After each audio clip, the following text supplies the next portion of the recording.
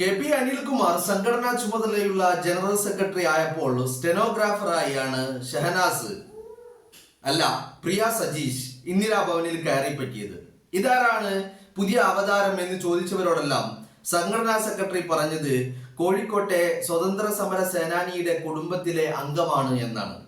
എന്നിട്ട് 2021 നിയമസഭാ തെരഞ്ഞെടുപ്പിന്റെ മുന്നൊരുക്കങ്ങളുടെ ഭാഗമായി നടപ്പിലാക്കിയ ശക്തി പ്രൊജക്ടിന്റെ കോർഡിനേറ്ററായി സംഘടനാ സെക്രട്ടറി നേരിട്ട് ഷഹനാസിനെ അവരോധിക്കുന്നു.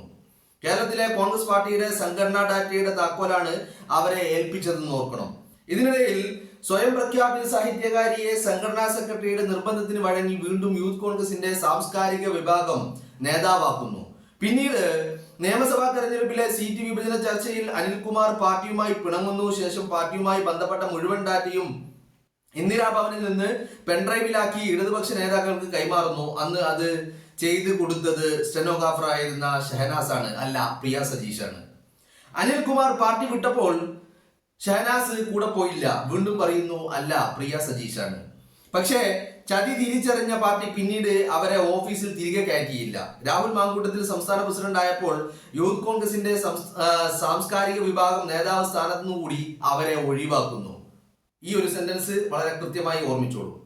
കെ.പി. അനിൽകുമാർ CPM ചേർന്നതിന് ശേഷവും പ്രിയ സജീഷ് അദ്ദേഹവുമായുള്ള ബന്ധം തുടർന്നു.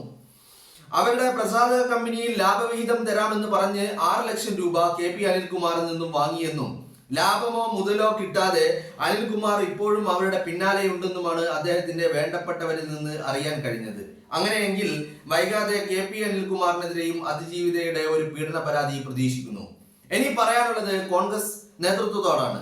ഇത്രയും ഫോടത്തരമുള്ള ഒരാളെ ഇനിയും പാർട്ടി സ്ഥാനങ്ങളിൽ തുടരാൻ അനുവദിക്കരുത്. ചുരുങ്ങിയത് പാർട്ടി തല അന്വേഷണമെങ്കിലും ഇവർക്കെതിരെ നടത്തണം.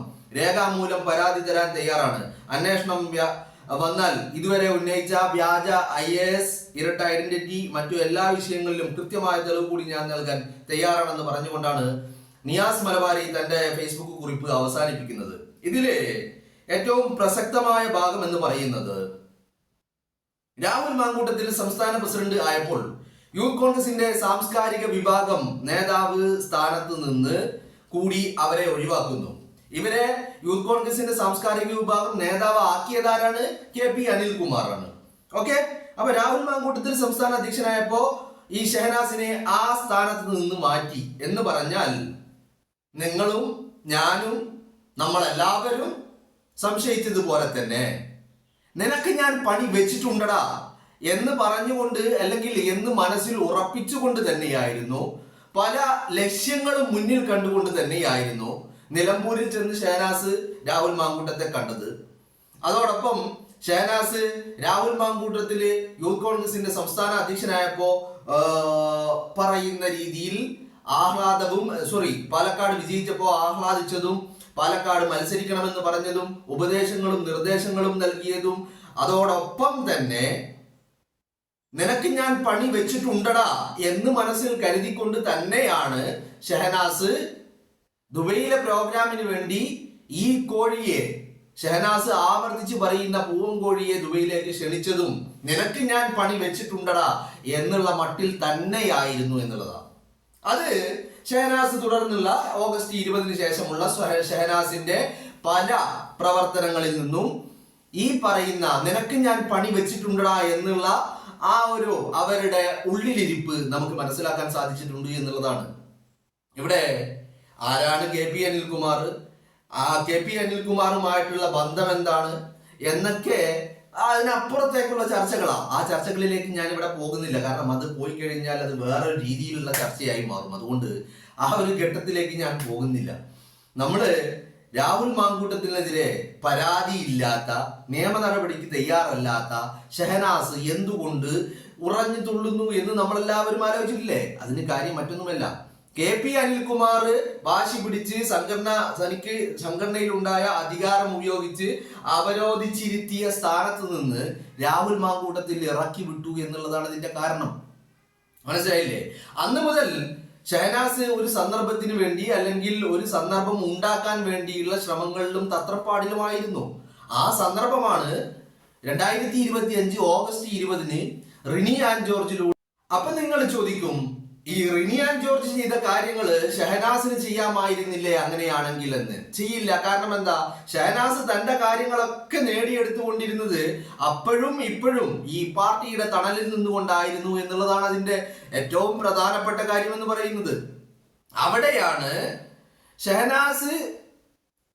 ഷഹനാസിന്റെ ആയുധമായിരുന്നു റിനിയാൻ ജോർജ്, സരിന്റെ ആയുധമായിരുന്നു ഷഹനാസ്. സരിൻ CPM-ന്റെ ആയുധമാണ്, അല്ല CPM സരിന്റെ ആയുധമായിരുന്നു. പാലക്കാട്ടെ തോൽവി അത്രമാത്രമാണ് സരിൻ എന്ന് പറയുന്ന വൃത്തികെട്ടവനെ, കൂട്ടിക്കൊടുപ്പുകാരനെ അത്രമാത്രം വൈരാഗ്യവും പകയും രാഹുലിനോട് ഉണ്ടാക്കിയത് എന്നുള്ളതാണ്.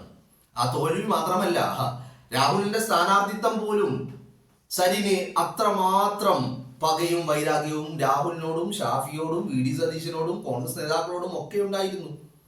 അപ്പോ പറഞ്ഞു വന്നത്, രാഹുൽ മാങ്കൂട്ടം യൂത്ത് കോൺഗ്രസിന്റെ അധ്യക്ഷനായി ചുമതല ഏൽക്കുന്നു, തിരഞ്ഞെടുക്കപ്പെടുന്നു.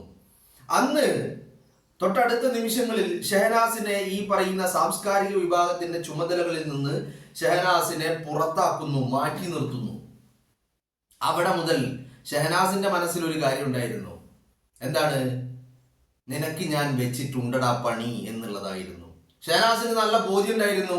ആ സമയത്ത് പുറത്തിറങ്ങിയിട്ട് താൻ ഒരു പട നയിച്ചാൽ ആ പട എവിടെയും എത്തില്ല എന്നുള്ള കാര്യം ഷഹനാസിന് അറിയാമായിരുന്നു.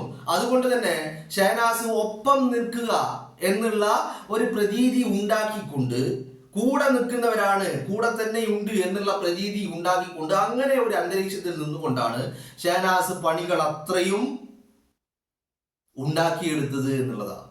അപ്പോ ഞാൻ പറഞ്ഞു വന്നത്, രാഹുൽ മാങ്കൂട്ടം വിവാദം എന്ന് പറയുന്നത്, രാഹുൽ മാങ്കൂട്ടം വേട്ട എന്ന് പറയുന്നത് അത് ചെറിയ ഒരു കാര്യമല്ല.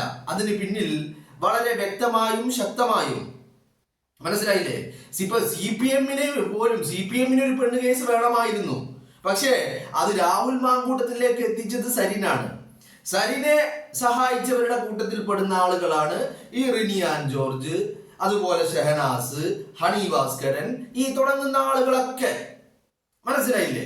അപ്പോ അത്തരത്തിലുള്ള പ്രവർത്തനങ്ങൾ കൂടെയുണ്ട്, കൂടെ നിന്ന് ഒരു സംശയവും തോന്നാൻ പാടില്ല. അതുകൊണ്ട് എന്താ വേണം? ഇടക്കിടക്ക് രാഹുൽ മാങ്കൂട്ടത്തിനെ കാണണം.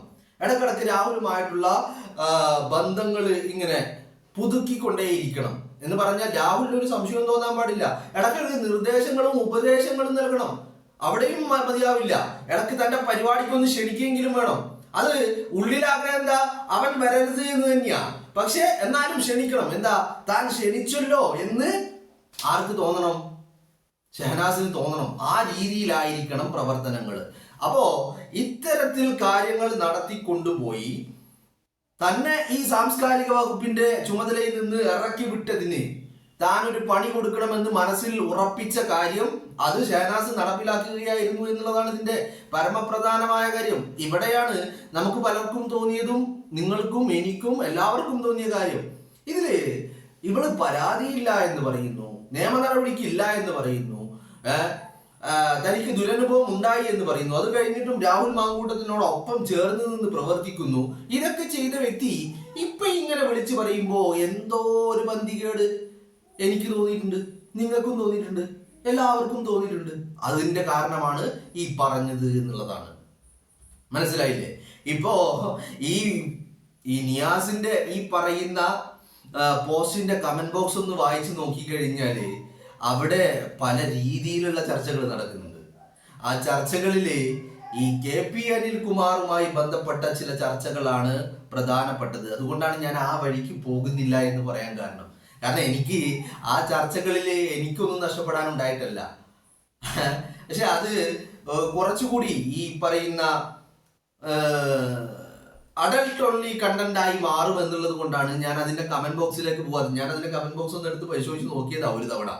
അതുകൊണ്ട് ഞാൻ അങ്ങോട്ട് പോകുന്നില്ല എന്നാണ് ഞാൻ പറയുന്നത്. അപ്പോ KP അനിൽകുമാർ കോഴിക്കോട്ടെ സ്വതന്ത്ര സമര സേനാനിയുടെ കുടുംബാംഗമാണ് എന്നൊക്കെ പറഞ്ഞ് കൊണ്ടുവന്ന് അവരോധിച്ചിട്ട് അതല്ലാത്ത എന്ത് അർഹതയാ ഉണ്ടായതെന്ന് ചോദിച്ചാൽ ഒന്നും ഉണ്ടായിരുന്നില്ല. അവിടെ നടന്നത് പല രീതിയിലുള്ള. പിന്നെ ഇതിൽ നിയാസ് പറഞ്ഞ് അവസാനിപ്പിക്കുന്ന ആ ഒരു ഭാഗം, കോൺഗ്രസിന്റെ പാർട്ടിയോട്, പാർട്ടി നേതൃത്വത്തോട് ഒക്കെ പറയാനുള്ളത്, ഇതില് ശക്തമായ ഒരു അന്വേഷണം നടത്താൻ പാർട്ടി തയ്യാറാവണം. കാരണം ഇത്തരക്കാരല്ല പാർട്ടിയുടെ തലപ്പത്തും സാംസ്കാരിക വകുപ്പിൻ്റെതാണെങ്കിലും ഏത് രീതിയിലാണെങ്കിലും ഇത്തരക്കാരല്ല ഉണ്ടാവേണ്ടത്. അപ്പോൾ അവിടെ ഒരു അറ്റ്ലീസ്റ്റ് ഒരു ആഭ്യന്തര അന്വേഷണമെങ്കിലും നടത്തി ഇതിനൊക്കെ എതിരെ ഒരു ശക്തമായ നടപടിയെടുക്കാൻ കോൺഗ്രസ് തയ്യാറാവണം എന്നുള്ളത് തന്നെയാണ്. കോൺഗ്രസ് എനിക്ക് തോന്നുന്നു കോൺഗ്രസ് ചെയ്യും, ചെയ്യാതിരിക്കില്ല. പക്ഷേ എനിക്ക് തോന്നുന്നു അത് ഈ ഒരു സമയം കഴിയാൻ വേണ്ടി കോൺഗ്രസ് കാത്തിരിക്കുകയാണ് എന്നുള്ളതാണ് എനിക്ക് മനസ്സിലാക്കാൻ സാധിക്കുന്നത്. എന്താണെങ്കിലും കോൺഗ്രസ് ഉചിതമായ നിലപാടിലേക്ക് എത്തുമെന്ന് തന്നെയാണ് പ്രതീക്ഷിക്കുന്നത്.